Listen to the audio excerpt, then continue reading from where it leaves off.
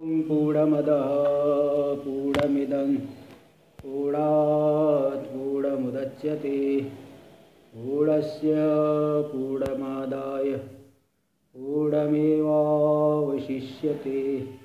ॐ शान्ति शान्ति शान्तिः। शङ्करं शङ्कराचार्यं केशवं बादरायणं सूत्रभाष्य कृतौ वन्दे भगवन्तौ पुनः पुनः। ईश्वरो गुरुरात्मेति मूर्तिभेदविभागिने व्योमवद्व्याप्तदेहाय दक्षिणामूर्तये नमः। ॐ शान्ति शान्ति शान्तिः। वेदांत के प्रकरण ग्रंथ विवेक चूड़ामणि, जो कि भगवान भाष्यकार के द्वारा विरचित है, इस पे हम लोग विचार कर रहे हैं। तो यहाँ पे हम लोग ये प्रसंग चल रहा था कि शिष्य ने पूछा कि ये जो जीव भाव है अनादि है, उपाधि अनादि है, तो अनादि का नाश तो होगा नहीं, जीव भाव भी नहीं नष्ट होगा, फिर मुक्ति कैसे मिलेगी? तो यहाँ पे सामान्य रूप से आचार्य ने तो बताया कि जो वस्तु भ्रांति से सिद्ध हो, चाहे सादी हो चाहे अनादि हो, उसका नाश होता ही है। हाँ, लेकिन वो बात को शिष्य ठीक ढंग से समझ नहीं पाया, इसलिए उसके मुख को देख करके अनुमान कर लिए कि समझ नहीं पाया है, इसलिए उसको स्पष्ट करने के लिए आगे बताना शुरू किए। अनादित्वम अविद्याया कार्यस्यापि तथेष्यति उत्पन्नायाम तो विद्यायाम आविद्यकम अनाद्यपि प्रबोधे स्वप्नवत् सर्वं सहमूलं विनश्यति अनाद्यपि इदं नो नित्यं प्रागभाव इव स्फुटम् अनादेरपि विध्वंस प्रागभावस्य वीक्षितः। तो बताए कि देखिए, जो अविद्या है अनादि है, कार्य भी अनादि है, लेकिन आविद्यक जो संसार है, जीव भाव है, विद्या के उत्पन्न होने पर वह मूल के सहित समूलम विनश्यति, मूल के सहित नष्ट हो जाएगा। जैसे कोई बहुत बड़ा अग्निकांड हो तो पूरा घर तो जला ही, साथ में संपत्ति भी जल जाती है, ऐसा बहुत जगह हो जाता है। ऐसे ही जब कारण ही नष्ट हो गया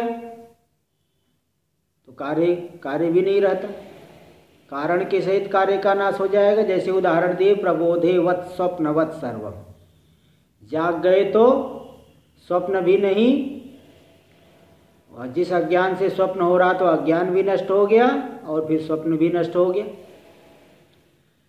तो अनादि होने पर भी नित्य नहीं है। जैसे नैयायिक लोग एक प्राग भाव मानते हैं, प्राग भाव अनादि काल से किसी कार्य की उत्पत्ति नहीं हुई है, उत्पत्ति के पहले उसका प्राग भाव है।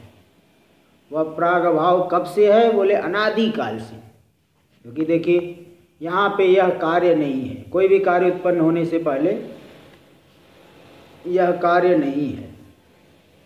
ते प्राग भाव की प्रतीति, यहाँ कार्य होगा इस प्रकार से प्रतीति होती है, यानी अभी नहीं है।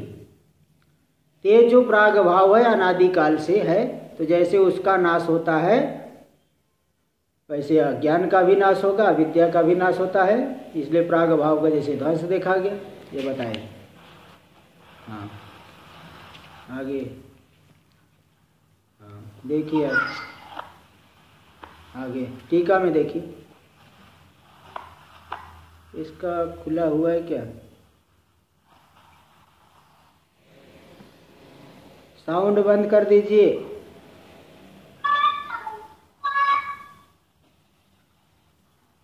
चलिए, पेज नंबर 128, उस पे देखिए शुरू से ही टीका में। नहीं निद्रायाम नष्टायाम तत्काल प्रतिपन्न सुख दुखादिकम जागृत, निद्रा के नष्ट हो जाने पर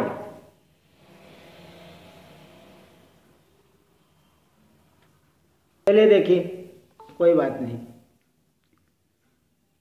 देखिए आगे, तो नहीं निद्रायाम नष्टायाम, निद्रा के नष्ट हो जाने पर तत्काल प्रतिपन्न सुख दुखादिकम जागृता, जागृत पुरुष को उस काल में होने वाले सुख दुख आदि का ज्ञान नहीं होता है। तथा सम्यक ज्ञानवतः न ज्ञान कालिकम संसारित्वम, इसी प्रकार जिसको यथार्थ ज्ञान हो गया है, अज्ञान कालिक संसारित्व, संसारित्व यानी संसार, अज्ञान काल में होने वाले संसार की प्राप्ति नहीं होती है जिसको सम्यक ज्ञान। क्यों? निमित्ता पायात, निमित्त ही नष्ट हो गया तो फिर कार्य कहाँ से होगा? निमित्त रहते ही कार्य होता है, निमित्त के नष्ट होने पर कार्य नहीं रहता। अनादेरपि नाशो अस्ति, अनादि वस्तु का भी नाश होता है। इत्यत्र, इस विषय में परमत रीत्या दृष्टांतम आह, दूसरे के मत को लेकर के दृष्टांत दे रहे हैं। देखिए जो दृष्टांत होता है ना, उभयवादी सम्मत, जिस बात को दोनों लोग माने ऐसा दृष्टांत दिया जाता है। जैसे कुछ आप मान रहे, कुछ हम मान रहे, तो फिर वहाँ आपका क्या जो मानना है आपके घर की बात है, हमारा जो मानना है हमारे यहाँ की बात है, वो दृष्टांत नहीं बन पाएगा। दृष्टांत उसे दिया जाएगा जिसे दोनों लोग माने। तो नैयायिक को समझाना है तो नैयायिक का दृष्टांत देना पड़ेगा। भाई आप लोग भी तो मानते हो कि प्राग भाव अनादिकाल से है, तो भी नष्ट होता है, इसलिए परमत रीत्या, दूसरे की मत की रीति से दृष्टांत दे रहे। अनाद्यपि, अनादि होने पर भी अज्ञान का नाश होता है। देखिए वही बात, इदम अविद्या तत्कार्यम च अनादि अपि, ये जो अविद्या और अविद्या का कार्य है अनादि होने पर भी, आदि रहितम अपि, उत्पत्ति से रहित होना, अनादि मतलब जिसकी कोई उत्पत्ति ही नहीं हुई है अनादिकाल से, ऐसा होने पर भी नो नित्यम, नित्य नहीं है। नैव नाशा प्रतियोगी, मतलब जिसका नाश हो जाए उसको कहते हैं नाश का प्रतियोगी। हाँ, तो नाश का अप्रतियोगी, नाश का अप्रतियोगी, नैव नाशा प्रतियोगी, नाश का प्रतियोगी मतलब नित्य व नहीं, जिसका नाश हो जाए नाश का प्रतियोगी, जिसका नाश न हो नाश का अप्रतियोगी यानी नित्य। तो यह जो अविद्या है नित्य नहीं है, नैव नित्य, नैव नाशा प्रतियोगी इति स्फुटम। जैसे उदाहरण दे रहे, यथा तार्किक ही उत्पत्ति शून्यत्वेन अंगीक्रियमाणोपि, जैसे तार्किक लोग, नैयायिक लोग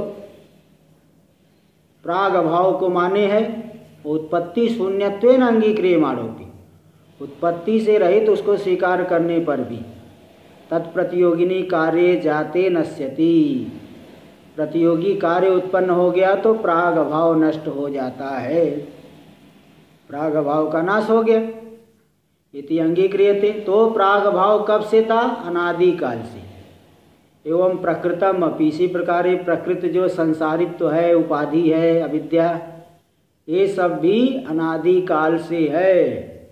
अनादिकाल से होने पर भी ज्ञान के द्वारा उनका नाश होता है।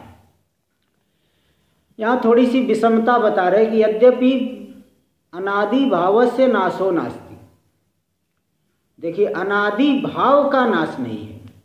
तो शिष्य ने पूछा था कि अज्ञान तो अनादिकालीन से अनादि भाव पदार्थ है, तो भाव अनादि भाव का नाश नहीं होता, और दृष्टांत दे रहे हो अभाव का, कि अभाव का नाश होता है, तो विपरीत विषम दृष्टांत दे दिए। भाई दृष्टांत थोड़ा सजाती देना चाहिए, नाश वाला अभाव वाला दृष्टांत क्यों दे रहे हो? यही करे, यद्यपि अनादि भाव से नाशो नास्ति, अनादि भाव पदार्थ का नाश नहीं होता, जैसे आत्मा का नाश नहीं होता, आत्मा अनादि भाव पदार्थ है। इति दृष्टान्ते प्राग भावे वैषम्यम आपादयितुम शक्यम, तो प्राग भाव जो दृष्टांत दी उसमें विषमता दिखा सकते हैं। हम तो अनादि भाव पदार्थ का नाश नहीं होता ऐसा कह रहे, और आप कह रहे प्राग भाव अनादिकाल से है उसका नाश होता है, तो हम भाव की बात कर रहे, अभाव की बात नहीं कर रहे। इसलिए विषमता को दिखाया जा सकता है, इसलिए आपका दृष्टांत ठीक नहीं ऐसा कह सकता है कोई भी। तो भी जो अज्ञान है वह भाव रूप भी नहीं है, एक बात समझ के रखना, भाव भी नहीं अभाव भी नहीं उभय भी नहीं। अज्ञान क्या है? भाव भी नहीं अभाव भी नहीं उभय भी नहीं, इसलिए अनिर्वचनीय। जो भाव कहा जाता है इसका मतलब अभाव नहीं है, भाव का मतलब वह अभाव नहीं है। जैसे आत्मा, आत्मा जो है अस्थूलम अनड़ु अहरस्वम अदीर्घम, अस्थूल है अनड़ु है अहरस्व है अदीर्घ है, ये जो विशेषण दिया जाता है आत्मा में वो सब विपरीत धर्मों की निवृत्ति के लिए दिया जाता है। ऐसा नहीं कि अस्थूलता आत्मा में कोई धर्म थोड़ी है। अगर ये धर्म मान लोगे तो इस धर्म को लेकर के आत्मा विशिष्ट हो जाएगा, निर्विशेष नहीं रह पाएगा। तो विशिष्ट जो है, विशिष्ट का तो नाश होता है। इसलिए कोई भी यहाँ जो आत्मा में विशेषण होता है विपरीत धर्म की निवृत्ति करके चरितार्थ होता है। तो यहाँ जो अज्ञान भाव पदार्थ है मतलब अभाव नहीं है। वास्तव में न तो अज्ञान भाव है न अभाव है न उभय है। क्यों भाव नहीं है? क्योंकि जिसका कार्य नष्ट हो गया, जो पूरा अज्ञान बाधित हो गया, भाव यानी सद्रूप कैसे कहोगे उसे? और अभाव भी नहीं कह सकते क्योंकि कार्य रूप से दिखाई पड़ता है। रस्सी में सर्प, सर्प कहाँ से दिखा अगर उसका कारण अभाव होता तो? इसलिए भाव भी नहीं अभाव भी नहीं, इसमें तात्पर्य है। तो यही बता रहे अविद्या कार्य से अभाव रूपत्वा भावात्। तो प्राग अभाव तो अभाव है, किंतु अविद्या और अविद्या का कार्य अभाव नहीं है। तथापि फिर भी प्राग अवस्थाया भाव रूपतया, जो प्राग अवस्था है उत्पत्ति काल के पहले की अवस्था, कोई भी कार्य होता है किसी भाव पदार्थ से होता है, अभाव से कार्य की उत्पत्ति नहीं होती। अगर अभाव से कार्य की उत्पत्ति होती तो तेल के लिए तिल की क्या जरूरत थी? मक्खन निकालने के लिए दूध की क्या जरूरत है? दही आदि की क्या जरूरत है? कहीं से भी अभाव तो हर जगह है, कहीं से भी निकाल लो।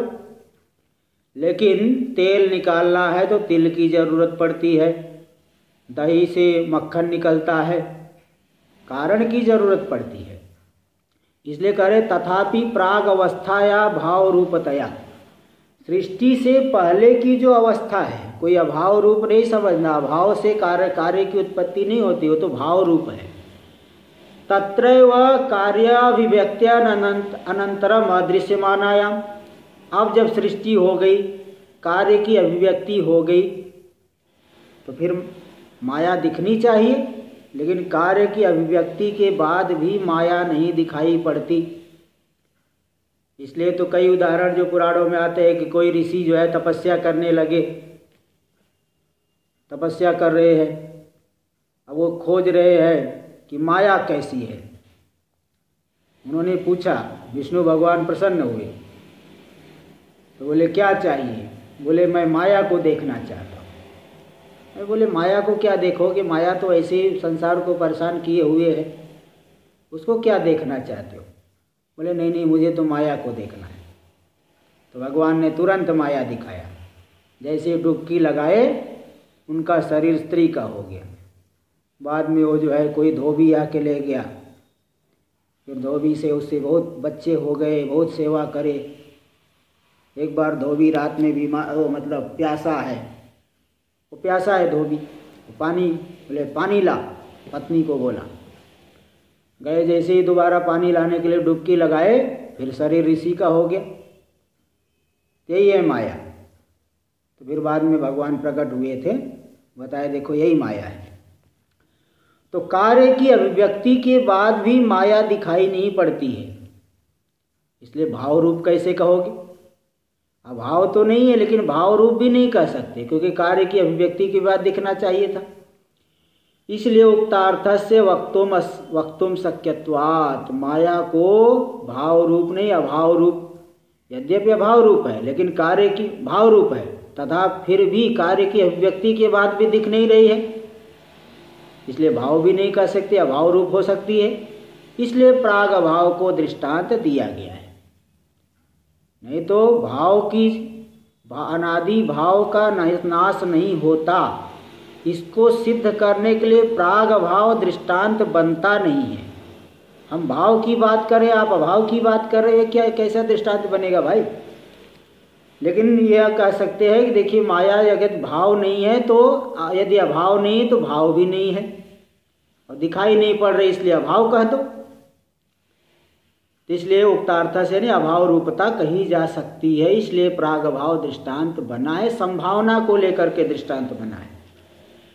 तार्किकैरपि प्राग अभाव निरूपणावसरे, तार्किक लोग जो प्राग अभाव का निरूपण करते हैं वहाँ पे उन्होंने माना है कि तथापि अस्तु कश्चिद अतिरिक्त पदार्थ, चलो प्राग भाव कोई अतिरिक्त पदार्थ भले मान लो, है ना, तो भी जैसे घट का प्राग भाव का कारण में है, कपाल है तो वह कपाल में घट अभी नहीं बना है तो प्राग भाव है, तंतु है पट नहीं बना है तो तंतु में प्राग भाव है। वह जो प्राग भाव है यद्यपि वेदांत मत में अभाव अतिरिक्त पदार्थ नहीं होता है, अभाव अधिष्ठान को छोड़ करके अतिरिक्त पदार्थ नहीं होता, वेदांत में नहीं माना गया है। फिर भी तथापि अस्तु कश्चिद अतिरिक्त, चलो ठीक है मान भी लेते कोई अतिरिक्त पदार्थ है, तो भी तथापि तस्य सप्रतियोगिकत्वे माना भाव, किंतु वह सप्रतियोगिक है, इसमें कोई प्रमाण नहीं है, क्योंकि प्रतियोगी जिसका अभाव है वह प्रतियोगी, वह प्रतियोगी तभी सिद्धि प्रसिद्धि नहीं है, तो सप्रतियोगिक नहीं मान सकते। इस तरह से ऐसा वहाँ कहा गया थी स्वीकाराच्य। इसलिए वहाँ पे मतलब यहाँ पे इसलिए अभाव भिन्न, अभाव तो सप्रतियोगिक होता है इसलिए अभाव भिन्न मानो, तो ऐसा इस तरह से ऐसा माने हैं, तो इस ऐसा वहाँ पे दिखाए हैं। देखिए आगे स्वीकाराच्य ना भावो विद्यते सत इति गीता वचनात्, गीता में भी वचन है सत का अभाव नहीं, सद वस्तु जो है उसका कभी अभाव नहीं होता। तो अगर माया सद होता तो हमेशा रहता, इसलिए वह सदरूप भाव रूप नहीं है, ऐसा भी गीता वचन से भी सिद्ध होता है। देखिए यहाँ पे बता रहे आगे, विनाशी नाम अविद्या तत्कार्याणाम, जो विद्या और उसके कार्य है सब के सब विनाशी है, सब पूरा का पूरा संसार नष्ट होता है। नष्ट और नाश भी कई प्रकार के होते हैं, नित्य प्रलय, नैमित्तिक प्रलय, प्राकृतिक प्रलय, आत्यंतिक प्रलय। प्रतिदिन हम लोग सुसुप्ति में जा रहे हैं, नित्य प्रलय हो रहा है, गहरी निद्रा में गए कुछ दिख ही नहीं रहा है। नैमित्तिक प्रलय भी हो जाता है, ब्रह्मा जी का एक दिन पूरा हुआ, पूरा भूर्भुवः स्वः महर्लोक तक पूरी की पूरी सृष्टि लीन हो जाती है, सो नैमित्तिक प्रलय। और ब्रह्मा जी की 100 साल आयु पूरी हो गई, पूरा का पूरा संसार फिर 100 साल के लिए ब्रह्मा जी की रात्रि, जितना जो है 100 उतने काल तक प्रलय रहेगा, फिर प्रलय आएगा, फिर जब दोबारा सृष्टि होगी उसके बाद फिर बनेगा, तो प्राकृतिक प्रलय बोलते हैं, पूरी प्रकृति में लीन हो जाती है। और आत्यंतिक प्रलय तो ज्ञान के द्वारा जब बाधित होता है पूरा संसार। तो विनाशी अविद्या और अविद्या के जो भी कार्य है उसमें सत्व रूप भावत्व से अनावश्यकत्वात्, सत्ता रूपी सत्वम त्रिकाला बाध्य रूपी भावत्व ऐसा मानना कोई आवश्यक नहीं, अनावश्यक है, फालतू। ऐसा क्यों माना जाए भाई, अनावश्यक। इसलिए अविद्या को भाव भी नहीं कर सकते, अभाव भी नहीं कर सकते, उभय भी नहीं कर सकते, अनिर्वचनीय, मिथ्या। श्रुत्यनुसारेण अविद्यादिकम अनादित्वेन स्वीकुर्वताम, श्रुति के अनुसार अविद्यादि को जो अनादि रूप से मानते हैं, तो जो हम मानते हैं लोक प्रसिद्धेर अनादरणीयत्वावच्य, तो लोक प्रसिद्धि है, लोक में तो अविद्या को भाव रूप से भी नहीं कहा जा सकता, भाव रूप से भी नहीं कहा जाता है ना। इसलिए लोक प्रसिद्धि का अनादर नहीं कर सकते, अविद्या को अभाव भी नहीं कर सकते, भाव भी नहीं कर सकते, इसलिए वो अनिर्वचनीय ही मानना पड़ेगी। ये थोड़ा दिग्दर्शन दे दिए, दिग्दर्शन थोड़ा समझा दिए, और बाकी और विचार कर लो आप लोग भी तो विचार में लगे हुए हो, तो थोड़ा और भी विचार करो, यहाँ टीकाकार भी देखो समझा दिए, भाष्यकार भगवान तो बता ही दिए हैं, टीकाकार ने थोड़ा सा विचार कराया और थोड़ा कुछ हम लोगों को भी प्रयत्न करना पड़ेगा।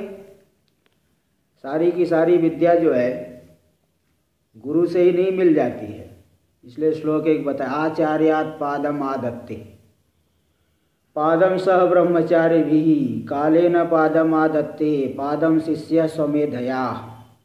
आचार्य से तो एक पाद 25% विद्या मिलेगी और साथ में सहपाठियों के साथ विचार करेंगे तो 25% और आ गए, एक पाद और आ गया। कालेन पादम आदत्ते, काल यानी लंबे काल तक विचार करते करते करते करते तब जो है और दृढ़ हो जाएगी 75%। और पादम शिष्य स्वमेध है, अपनी बुद्धि से भी कुछ विचार करना पड़ेगा, युक्ति लगाना पड़ेगा। भाई आपको जहाँ जाना है, रास्ते जा रहे हो कहीं, कितनी युक्ति लगाते हैं, कहाँ से जाऊँ, कैसे पहुँचूँ, ऐसे खुद भी थोड़े अपनी बुद्धि से भी। तो पादम शिष्य स्वमेधया, अपनी मेधा से भी थोड़ा जो है विचार करके प्राप्त किया करता है। इस तरह से यह देखिए, इसलिए बता, हाँ बोलिए। आप पे ज़्यादा डिपेंड करते हैं। और डिपेंड तो है, लेकिन और करना पड़ेगा ना। कैसा थोड़ी कि इसी समय आप विचार किए और फिर बाद में पुस्तक बंद करके फिर इसी टाइम खोले। नहीं। तो बस इसी को कह रहे हैं कि अभी जो है 4:30 5 बजे 5:30 बजे बंद कर दिए, फिर आगे कल 4:30 बजे ही खोले।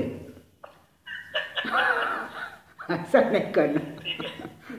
और कई 3 दिन अनध्याय हुआ, पता चला 3 दिन अनध्याय में पुस्तक खोले ही नहीं। तो ये मतलब ऐसा नहीं होना चाहिए।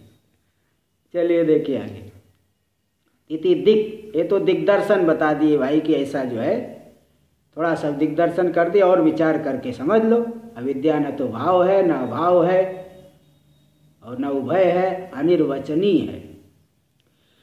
कस्मिंश्चन पदार्थे उत्पत्ति शून्यत्वस्य नासा प्रतियोगित्वस्य च शास्त्रम अंतरा ज्ञातुम अशक्यत्वाच्च। दूसरी बात क्या है कि कौन सा पदार्थ उत्पत्ति से रहित है और किस पदार्थ का नाश नहीं होता है, ये शास्त्र के बिना जाना नहीं जा सकता। इसलिए जब शास्त्र बता रहा है कि अज्ञान का नाश होता है तो मानना पड़ेगा हमें, उसके अनुसार फिर तो युक्ति लगाइए। इसे शास्त्रम अंतरा, अंतरा ने बिना, शास्त्र के बिना ज्ञातुम अशक्यत्वाच्च, नहीं जाना जा सकता। इसलिए दृष्टांत भूत आत्मनि तादृशत्वस्यैव शास्त्रेण एव ज्ञातत्वाच्च। जो दृष्टांत आत्मा है, क्या आप कहोगे अनादि भाव का नाश मानोगे तब तो आत्मा का भी नाश हो जाए? बोले नहीं, श्रुति कह रही कि आत्मा सत्यम ज्ञानम अनंतम ब्रह्म विज्ञानम आनंदम ब्रह्म। नाना प्रकार की श्रुतियाँ जो है आत्मा में सत्यत्व का प्रतिपादन करती है। इसलिए आत्मा मिथ्या है, आत्मा की उत्पत्ति, आत्मा का नाश नहीं माना जा सकता। लेकिन माया का नाश तो जरूर माना जाएगा, क्योंकि एक बात आई है, जगह जगह आया है ना, विद्यते हृदय ग्रंथि छिद्यन्ते सर्व संशया क्षीयन्ते चास्य कर्माणि तस्मिन् दृष्टे परावरे। हृदय की ग्रंथियाँ तादात्म्याध्यास हमेशा के लिए मूल के सहित नष्ट हो जाता है उस परावर परमात्मा का को देख लेने पर, दर्शन कर लेने पर। तो माया अनादि है, ये तो शास्त्र कह रहा है, लेकिन इसका नाश भी कहा गया। देखो, जीवेशव आभासेन करोति माया अविद्या च स्वयमेव भवति। जीव और ईश्वर को चिदाभास के माध्यम से कर देती है। एक ही आत्मा में जीव और ईश्वर ऐसा भेद कर दिया, और स्वयं माया और अविद्या, ईश्वर की उपाधि माया, जीव की उपाधि अविद्या स्वयं हो गई। इस श्रुति के द्वारा अब बताओ, जीव भाव अनादि काल से है तो माया भी तो अनादि काल से, अनादित्व का कथन कर दिया श्रुति ने। और नाश का कथन करने वाली भूयश्चान्ते विश्व माया निवृत्ति, अंते यानी प्रारब्ध काल की समाप्ति पर संपूर्ण माया की निवृत्ति, विदेह मुक्ति हो जाती है। ये जो है अविद्या की निवृत्ति का कथन की। इति नाशस्य च, इस तरह से नाश भी अविद्यादौ श्रुत्या एवं अवगमितत्वाच्य, अविद्या आदि में, आदि से और भी ले लेना, जीव भाव, अविद्या, संसार है ना, सब जो 6 अनादि है उसमें से 5 अनादि का नाश श्रुति के द्वारा ही बोधित हुआ है। इसलिए अवगमितत्वाच्य, बोधितत्वाच्य, नात्र संशय प्रसक्ति ही, इस विषय में संशय की प्राप्ति ही नहीं है, संशय की कोई आपत्ति ही नहीं है, संशय मत करो इस विषय में। हाँ, एतावंतम कालम अज्ञातम इदम, इतने काल तक यह अज्ञात थी, इदानीम ज्ञातम, अभी ज्ञात हो गया, स्वरूप ज्ञात हो गया, इति व्यवहारात्, ऐसा व्यवहार होता है। कदा अज्ञातम, तो कैसे कब अज्ञात हुआ, इति प्रश्नाभावात्, अज्ञात कब है ऐसा प्रश्न नहीं होता, वो तो नहीं जानते तो अनादिकाल से अज्ञात हैं, लेकिन कब ज्ञात हुआ, हाँ भाई अभी मैंने जान लिया, ये तो प्रश्न बनता है, कब जाना, अभी जाना। तो कदा अज्ञातम इति प्रश्नाभावात्, कब अज्ञात हुआ आत्मा, कब अज्ञात है ऐसा प्रश्न नहीं होता, इसलिए अज्ञान अनादित्वस्य ज्ञानात् तन्नाशस्य च अनुभव सिद्धत्वात्। हाँ देखो, इस अब तक मैंने नहीं जाना था, अब मैंने जान लिया। कई भी बातें होती, जैसे ऋषिकेश में ही हम रह रहे हैं और यहाँ की कई बातों को हम नहीं जानेंगे, इसलिए महाराज जी तो कई बार बताते हैं, इस आश्रम में सभी कमरों में जा कर के किसने देखा है, सभी कमरों में जहाँ जहाँ कमरे हैं सभी कमरों के भीतर क्या क्या है, किसने देखा है जरा बताओ, यही नहीं जान पाएंगे और दूसरी दुनिया की बात छोड़ो। इसलिए कब से अज्ञात है ये बात तो बनती है, कब से अज्ञात है ये बात तो है, अभी मैंने जान लिया, लेकिन कब से अज्ञात है ऐसा नहीं कहा जाता। इसलिए अज्ञान अनादिकाल से ये बात अनुभव सिद्ध है और अज्ञान का नाश होता है यह भी अनुभव में आता है, तब मैंने जान लिया। अनादि भावत्व से आत्मनो अन्यत्र कुत्रापि अभावात्, तो अनादि जो भावत्व, अनादित्वे सती भावत्व, अनादि होते हुए जो भाव रूप है, सदरूप, यह तो आत्मा ही है, अविद्या नहीं है। अविद्या को कहीं भाव शब्द आए तो बस आप यही समझना कि अभाव नहीं है। कहीं अविद्या के लिए भाव शब्द का प्रयोग किया जाए तो आप यही समझना कि वह अभाव नहीं है, और आत्मा के लिए भाव शब्द का प्रयोग किया जाए तो आप यही समझना आत्मा सदरूप है, तीनों कालों में, दोनों जगह अलग अलग अर्थ लिया जाता है। तो इसलिए अनादि भावत्व से आत्मनो अन्यत्र कुत्रापि अभावात्, अनादि भावत्व आत्मा को छोड़ करके दूसरी जगह कहीं भी नहीं है, इति सर्वम अनाकुलम, इसलिए सब कुछ जो है कोई भी अनाकुल, आकुलता से व्याकुलता से रहित, संशय आदि से रहित कोई, अब देखो अस्पष्टता नहीं, सब एकदम स्पष्ट हो गया। इसलिए अनादित्व तो है अविद्या में, लेकिन वो भाव रूप नहीं है, सदरूप नहीं है, इसलिए उसका नाश होगा ज्ञान के द्वारा। और आत्मा भाव रूप है, सदरूप है, अनादि है, इसलिए उसका कभी नाश नहीं होगा। ये बात, दोनों बातें एकदम स्पष्ट हो गई, अनाकुलम निराकुलम, व्याकुलता से रहित, संशय आदि से रहित, सब एकदम स्पष्ट हो गया। कार्योत्पत्ति प्राक कार्य समवायी कारणे, कार्य के समवायी कारण में अब प्राग भाव की प्रतीति होती है। क्या प्रतीति होती? यह कपाले घटो नास्ति, घटे नास्ति नहीं, घटो नास्ति कर देना, इस कपाल में घट नहीं है। यदि व्यवहार साक्षी का अभाव, इस व्यवहार रूपी साक्षी के माध्यम से जो सिद्ध हो रहा है, व्यवहार ही इसमें साक्षी ये प्रमाण है। व्यवहार रूप साक्षी के जो अभाव है उसको कहते प्राग अभाव इति उच्यते, वह है प्राग अभाव। सच घटे उत्पन्न नश्यति, और घट जैसे उत्पन्न हुआ वह प्राग अभाव नष्ट हो जाता है। अतः अनादेरपि उत्पत्ति प्राग, इसलिए जो अनादि है उत्पत्ति से पहले अनादितया स्थितस्य, अनादि रूप से स्थित है, तो भी उसका कार्योत्पत्ति अनंतरम, ऐसा जो प्राग भाव है कार्य की उत्पत्ति के अनंतर उस प्राग भाव का विध्वंस वीक्षित, विध्वंस देखा गया है। तथा ज्ञानोत्पत्तौ, इसी प्रकार ज्ञान की उत्पत्ति होने पर अज्ञानम अनाद्यपि नश्यति, अज्ञान अनादि होने पर भी विनष्ट हो जाता है।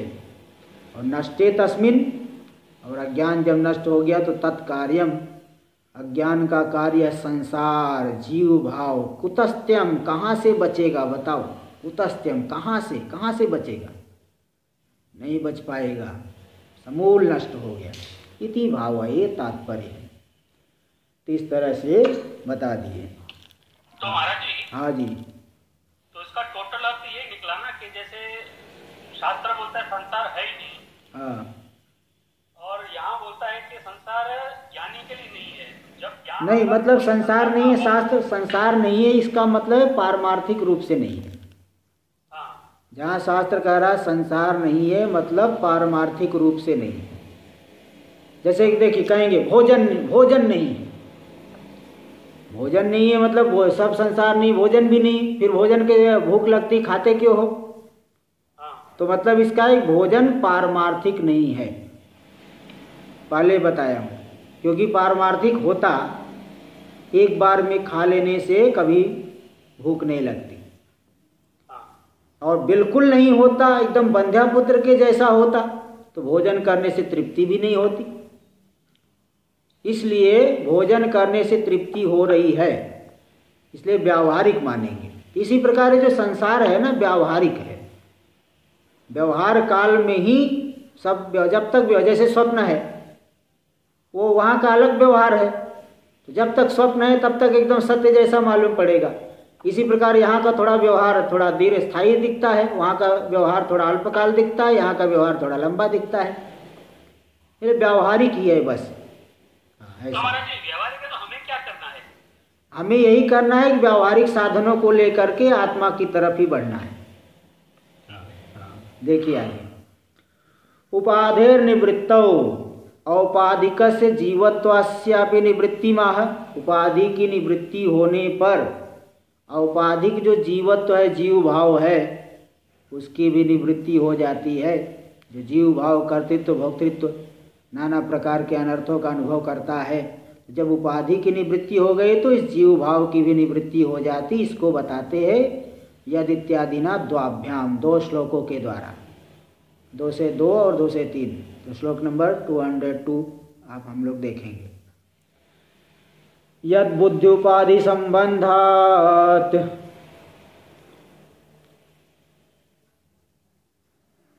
परिकल्पितमात्मनि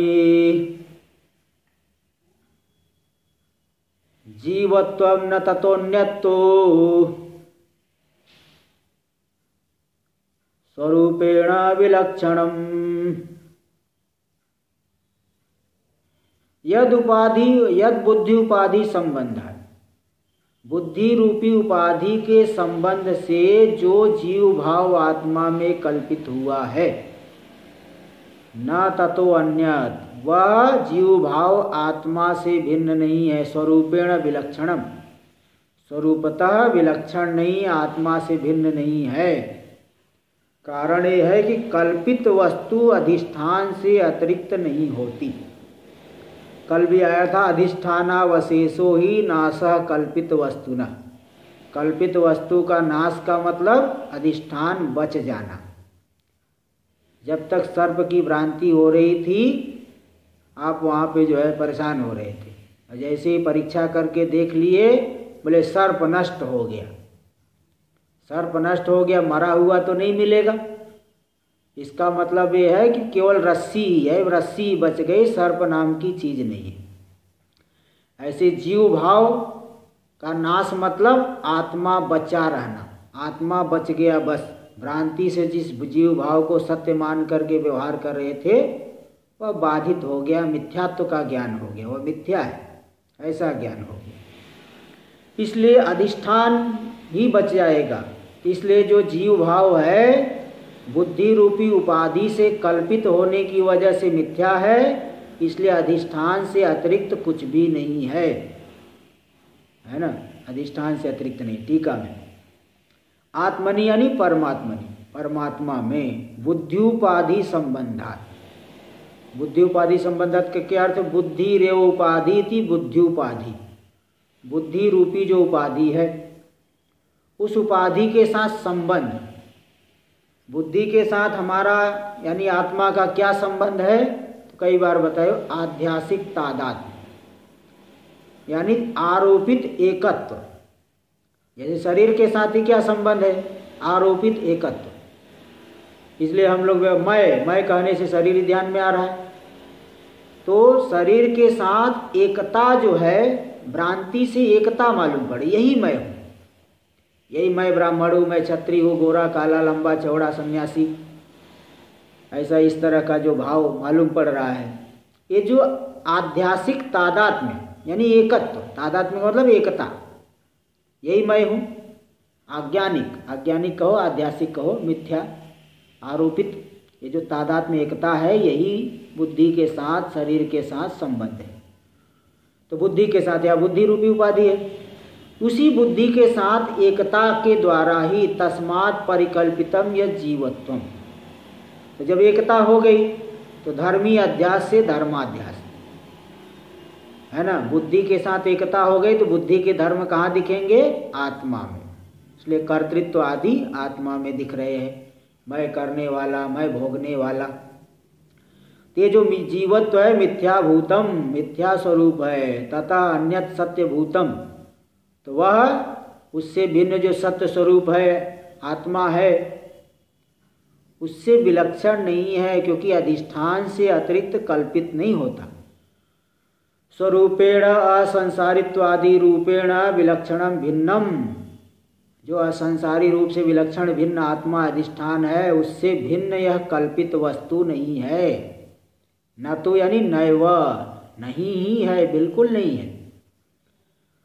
तो भ्रमेणापि अन्यथा वा वस्तु जीव भाव, आत्मा में जीव भाव चाहे भ्रांति से दिखाई पड़े, चाहे सत्य रूप से दिखाई पड़े, कैसे भी दिखाई पड़े, हाँ, जीव परात्मन इति शिष्येण उक्तत्वात्। तो शिष्य के द्वारा ये पूछा गया था, अन्यथा वा वस्तु इति वास्तविकम जीवत्वम यथा। हाँ, तो उसने वास्तविक जीवत्व को मान करके वो कहा था, उसने पूछा था। तो यहाँ बता रहे हैं जीवत्व कभी भी वास्तविक तो नहीं है, आरोपित है। जैसे उदाहरण, यथा सुधाया हरिद्रायाश्च योगे रक्तिमा, सुधा यानी चूना जो है, और हरिद्रा हल्दी मिला दिए तो लाल रंग दिखाई पड़ेगा। चूना कत्था, इसी प्रकार वो पान खाने वाले हैं, चूना कत्था मिला दिए तो लालिमा, एकदम लाल लाल, खून के जैसा लाल लाल दिखाई पड़ेगा। तो सुधाया हरिद्रायाश्च योगे रक्तिमा, लाल रंग आ गया। वह लाल रंग वस्तुतः वो वास्तव में है। वैसे ही आत्मा में जीवत्व तो वास्तविक मान लो, वास्तव में हो, तथा ऐसे ही वास्तव में मान लो। इति अभिप्रेत्य प्रश्न से कृतत्वात्, इसी अभिप्राय से शिष्य ने, यानी जीव भाव को सत्य मान करके ही शिष्य ने प्रश्न किया था। इसलिए कहा था भ्रमेण अन्यथा वा वस्तु, भ्रांति से मानो चाहे यथार्थ मानो, तम अभिप्रायम निरसितुम, उसी शिष्य के अभिप्राय का निराश करने के लिए, निराकरण करने के लिए यहाँ पे आचार्य ने बता दिया कि देखो भाई, सबसे पहली बात ये दिमाग में रखो कि जीव भाव कभी भी वास्तविक नहीं है, क्योंकि औपाधिक है। औपाधिक वस्तु वास्तविक नहीं मानी जाती। इसलिए यहाँ पे तो आत्मनि बुद्धि उपाधि संबंध वसाद यद परिकल्पितम जीवत्वम, आत्मा में बुद्धि रूपी उपाधि के संबंध से जो कल्पित हुआ जीव भाव, तद बिना स्वरूपेण विलक्षणम ततो अन्यत नास्ति, तो वह उस अधिष्ठान से विलक्षण है ही नहीं, क्योंकि आरोपित वस्तु अधिष्ठान से अतिरिक्त नहीं होती है। इति उक्तम श्री गुरुणा, तो श्री गुरुदेव ने इस बात को अच्छी तरह से बता दिया। और भी एक श्लोक में बताएंगे, और भी एक श्लोक यहाँ दिखा रहे, उसमें जो है मालूम पड़ेगा। देखिए आगे, असंगो ही अयम पुरुष इति श्रुत्या, यह पुरुष जो है आत्मा असंग है।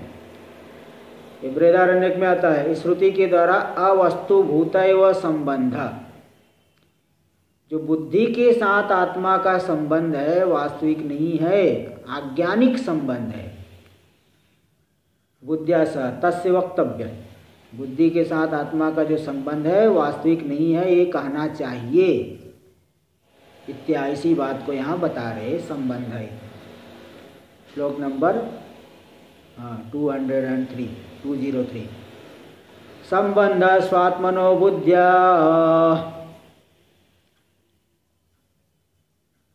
मिथ्या ज्ञान पुरःसरः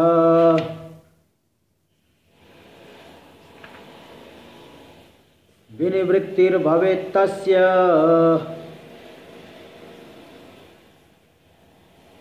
सम्यग्ज्ञानेन नान्यथा। संबंध स्वात्मनो बुद्ध्या, स्वात्मा जो हमारा स्वरूपभूत आत्मा है, स्वकीय आत्मा, हमारी ही आत्मा, उस आत्मा का बुद्धि के साथ संबंध कैसे है? मिथ्या ज्ञान पुरःसरा, मिथ्या ज्ञान पूर्वक है। मिथ्या जो अज्ञान पूर्वक है, अज्ञान मिथ्या है। दो अर्थ करेंगे। मिथ्या ज्ञान का अर्थ भ्रांति भी ले सकते हैं और अथवा मिथ्या जो अज्ञान यानी अज्ञान ही, केवल अज्ञान अर्थ लेंगे जो कि मिथ्या है। अज्ञान ले सकते हो अथवा विपरीत ज्ञान, भ्रांति ले सकते हो। तो यह मिथ्या ज्ञान पूर्वक ही बुद्धि के साथ आत्मा का संबंध है। इसलिए तस्य विनिवृत्तिर, जो वस्तु मिथ्या ज्ञान पूर्वक है, अब उसको भगाना हो तो चाहे कितना भी दंड बैठक लगाओ, प्राणायाम करो, दान पुण्य करो, याग करो, कुछ भी करो, उन सब से हटने वाला नहीं है। उसको हटाने का एक ही उपाय है कि उस वस्तु के यथार्थ रूपता को जान लो, तो फिर वो हट जाएगी। दूसरा कोई उपाय नहीं है ना। इसलिए सम्यक ज्ञानेन नान्यथा, उस मिथ्या ज्ञान पूर्वक जो बुद्धि का आत्मा के साथ संबंध है, सम्यक ज्ञान से उसकी निवृत्ति होगी, न अन्यथा, अन्य प्रकार से नहीं, कर्म से, उपासना से, अन्य किसी प्रकार से निवृत्ति नहीं होती है। इस बात को श्लोक नंबर 13 शुरुआत में ही आया है। अर्थस्य निश्चयो दृष्टः विचारेण हितोक्तितः न स्नानेन न च दानेन प्राणायाम सतेन च। श्लोक नंबर 13 पेज नंबर 10 उस पे श्लोक आया है। अर्थ का निश्चय, वस्तु के यथार्थ स्वरूप का भान, विचारेण हितोक्तितः, हितकर गुरुजनों की वाणी सुन करके उसका विचार करने से मालूम पड़ता है। स्नान करने से, दान करने से, 100 प्राणायाम करने से, ये सब उसका उपाय नहीं है। हर एक वस्तु किसी न किसी चीज़ का उपाय बनती है। अब जैसे अंधेरा ही भगाना हो, कई लोग जो है आक्षेप करते हैं कि वेदांती लोगों को अकर्मण्य बना देते। अरे भाई, वेदांती थोड़ी अकर्मण्य, वेदांती तो जो जिज्ञासु तत्व को जानने के लिए आया है, उसको ये थोड़ी बताया जाए कि तुम प्राणायाम करो तो ज्ञान हो जाएगा। अरे किसी को मारना है, ये सीखने के लिए हमारे पास कोई थोड़ी आएगा कि उसको कैसे मारूं, उसका कैसे गला काट दूं, चोरी कैसे करूं। हाँ, ये सब सीखने के लिए थोड़ी आएगा कोई महात्माओं के पास, शास्त्र जानने वाले के पास। जो व्यक्ति जिस चीज़ को जानने के लिए आया है तो उसको तो वही बात बताई जाएगी। आत्मा की प्राप्ति का जो साधन है वो साधन ही बताया जाएगा। किसी को मारने काटने का साधन अगर पूछना है तो फिर उसके लिए अलग साधन है, अलग प्रकार से वो तरीका है। वो तो दूसरे के पास सीख सकते हैं अथवा व्यक्ति स्वयं जानता है। इसलिए यहाँ पे तो कर्म और उपासना से वह उसकी जो है, जो बुद्धि का तादात्म्य है आत्मा के साथ, उसकी निवृत्ति नहीं हो पाएगी। सम्यक ज्ञान से निवृत्ति होगी, दूसरा कोई साधन नहीं है। टीका में देखिए, स्वात्मन निरवयो तया, हमारा जो स्वरूप है निरवयो है, इसलिए संयोगादेर वक्तुम अशक्यत्वात्, संयोगादि संबंध उसका बुद्धि आदि के साथ नहीं हो सकता। जैसे हमारे शरीर के साथ ही आत्मा का, क्या सिर के ऊपर बैठे हैं क्या हम लोग? आत्मा व्यापक है तो भी शरीर के साथ जो एकत्व की भ्रांति, तादात्म्याध्यास, आध्यासिक तादात्म्य, यही संबंध है। फिर संयोग आदि नहीं कहा जा सकता। संयोगादेर वक्तुम अशक्यत्वात्, नहीं बोला जा सकता। संयोगस्थले परस्पर धर्मस्य परस्परस्मिन् प्रतीत्य भावाच्च। दूसरी बात, अगर संयोग होता न, अगर बुद्धि आदि के साथ संयोग होता तब तो बुद्धि के धर्म आत्मा में नहीं दिखाई पड़ते, कोई संसार आता ही नहीं। क्यों नहीं आता? क्योंकि देखिए कारण दे दिए, संयोग स्थले परस्पर धर्मस्य परस्परस्मिन् प्रतीत्य भावाच्च। जहाँ संयोग होता है दूसरे के धर्म दूसरे में नहीं दिखाई पड़ते, इसके धर्म वहाँ व उसके धर्म यहाँ, ऐसा नहीं दिखता है। जैसे भूतल के ऊपर घट रख दी, घट गोल मटोल है तो भूतल थोड़ी गोल दिखाई पड़ेगी। जहाँ संयोग होता है इसका धर्म उसमें नहीं, उसका धर्म इसमें नहीं। इसी प्रकार अगर आत्मा का बुद्धि आदि के साथ संयोग होता तो शरीर आदि बुद्धि आदि के धर्म आत्मा में नहीं दिखाई पड़ते, आत्मा का धर्म चेतनता बुद्धि में नहीं मालूम पड़ती। इसलिए संयोग तो बिल्कुल नहीं है। आयो वहन्यो संयोग संभवी भी, फिर कहेंगे नहीं आयो गोलक और वहनी में संयोग होता है, गोले के धर्म अग्नि में दिखते, अग्नि के धर्म गोले में दिखता है। तो बोले नहीं, वहाँ भी संयोग होने पर भी परस्पर अध्यास होता है, धर्मी अध्यास, एकत्व अध्यास। गोला अलग दिख रहा है, अग्नि अलग दिख रहा है, ऐसी बात नहीं, बल्कि दोनों एक ही जगह दिखाई पड़ते। अलग अलग दिखते तब तो अध्यास नहीं हो सकता। अयो वहन्यो संयोग संभवेपि, लोहे और वहनी का, लोहे के गोले और वहनी का संयोग होने पर भी, अयो दहति वहनिर दीर्घ, लोहा जलाता है अग्नि लंबी है, ये जो व्यवहार है संयोग से नहीं, इति व्यवहार से परस्पराध्यासे न उपपद्यमानत्वात्, यह व्यवहार परस्पर अध्यास के द्वारा ही संभव है, अन्य प्रकार से संभव नहीं है। बुद्ध्यात्मनो कर्तृत्व चैतन्य आदि धर्माणाम प्रतिमानानां, बुद्धि और आत्मा, बुद्धि में कर्तृत्व है, आत्मा में चैतन्य है। तो बुद्धि और आत्मा के कर्तृत्व और चैतन्य आदि धर्म जो प्रतीत हो रहे हैं, तो चेतनता बुद्धि में दिख रही है, आत्मा में कर्तृत्व दिख रहा है। तो अन्योन्याध्यास मूलक ही है, अन्योन्याध्यास मूलकत्व से वक्तव्यतया, उसको अन्योन्याध्यास मूलक ही कहा जा सकता है, दूसरा कोई कारण नहीं है। परस्पर अध्यास नहीं होगा तो इसका धर्म वहाँ उसका धर्म यहाँ, ऐसा नहीं दिखाई पड़ेगा। इसलिए धर्मी तादात्म्याध्यास धर्माणाम अध्यासे कारणम, ये पहले भी कई बार बताया हूँ। धर्मी अध्यास पूर्वक ही धर्मों का अध्यास। धर्मी अध्यास क्या? दो की जगह एक दिखना।